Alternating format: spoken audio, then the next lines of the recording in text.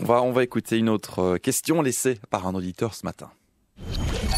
Oui, bonjour, c'est Quentin de Mons. Il faut légaliser le cannabis, mais aussi les autres drogues, parce que c'est le même problème et la même solution. Ça fait en fait 50 ans que les économistes comme Milton Friedman et je pense 5 prix Nobel d'économie ont signé une pétition avec lui pour expliquer en fait que quand on interdit les drogues, en fait la consommation ne diminue pas, puisqu'il y a toujours une demande et que c'est le marché noir qui arrive à rencontrer la demande. Donc la consommation ne diminue pas, mais par contre il y a toute une série d'effets pervers qui sont générés, comme la mauvaise qualité des produits, l'enrichissement des mafias, du terrorisme international et compagnie. Donc en fait les arguments sont connus depuis 50 ans et parfois il faut 50 ans pour qu'une idée se transforme en mesure politique. Espérons qu'en 2014 on y soit. Merci. Alors on va justement poser la question à un économiste. Paul De Grauw est avec nous, bonjour. Bonjour. Alors d'habitude on vous entend sur d'autres sujets, mais vous avez sorti des travaux avec certains de vos confrères de la KU Leuven et de l'université de Gand justement sur le cannabis. Vous avez travaillé sur l'aspect économique du cannabis. Pour vous, une méthode répressive ne fait pas ses preuves?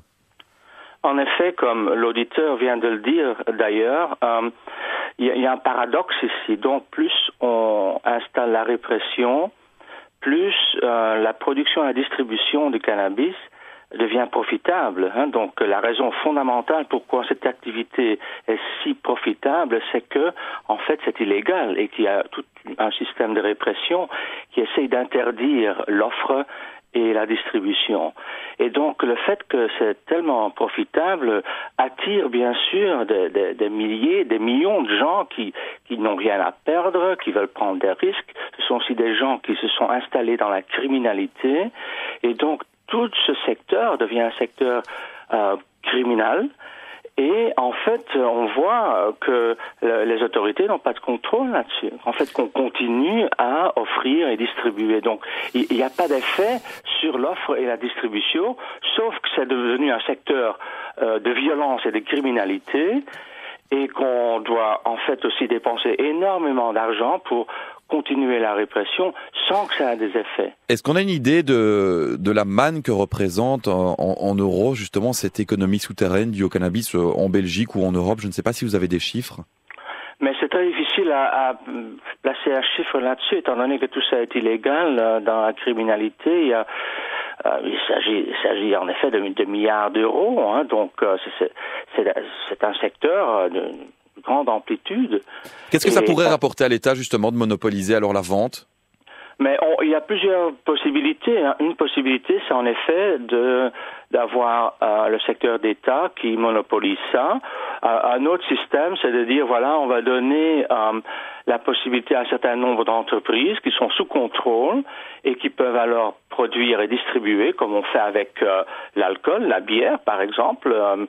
Et ça, un autre effet tout à fait positif, c'est qu'on peut contrôler la qualité, parce que on peut bien dire que le cannabis comme tel, quand c'est pur, n'est pas dangereux, mais le cannabis qu'on achète dans la rue est tout à fait toxique. C'est rempli de substances toxiques. Et au moment où on a légalisé ça, on peut aussi beaucoup mieux contrôler la qualité. Et c'est aussi un élément très important dans tout ce dossier. L'auditeur disait que ça fait 50 ans que des économistes justement mettaient ça sur la table en débat. On est en retard, on est à la bourre? Mais tout à fait, c'est un vieux débat. Moi aussi, j'ai lu Milton Friedman il y a des décennies et il avait aussi le même discours. Donc, ça n'a pas de sens de continuer dans cette direction. Ce qu'il faut faire alors, c'est les ressources qu'on emploie aujourd'hui dans la répression, qui sont considérables. Il faut les employer pour diminuer la demande, pour faire quelque chose du côté de la demande. Donc, diminuer les risques, essayer de faire la prévention, tous les instruments qu'on a pour diminuer la demande. C'est beaucoup plus effectif, c'est beaucoup plus humain, on ne doit plus mettre les gens en prison, et c'est une approche qui en fait marche et qui n'a pas ces effets négatifs tels qu'on les connaît aujourd'hui. Très bien, merci beaucoup Paul De Grauw d'avoir été